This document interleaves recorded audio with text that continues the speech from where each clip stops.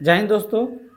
आज के इस वीडियो में हम लोग न्यूटन साहब के गति के प्रथम नियम को एक प्रयोग द्वारा करके देखेंगे। ठीक है बुआ। तो हम क्या लिए हैं, एक गाड़ी लिए हैं, आप लोग देख सकते हैं।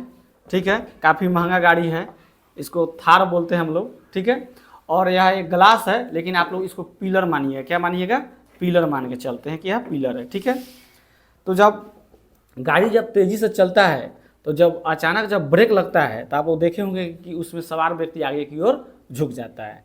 नहीं, यह गाड़ी कभी किसी पिलर से टकरा जाता है तो आप लोग देखे होंगे कि उसमें बैठा जो यात्री है या जो ड्राइवर होगा वह बाहर की ओर झुक जाएगा या बाहर की ओर गिर जाता है या बाहर की ओर फेंका जाता है।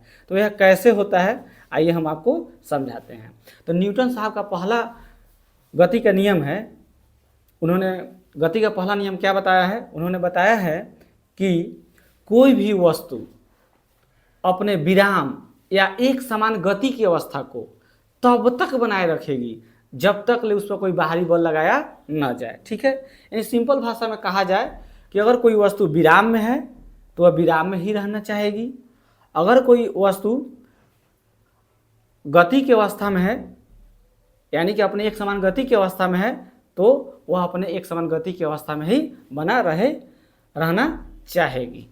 ठीक है, यह क्रिया कब तक होगा? जब तक ले आप उस पर बाहरी बल न लगाते हैं तब तक। ठीक है बुआ। तो आइए इसको हम लोग एक प्रयोग द्वारा देखते हैं।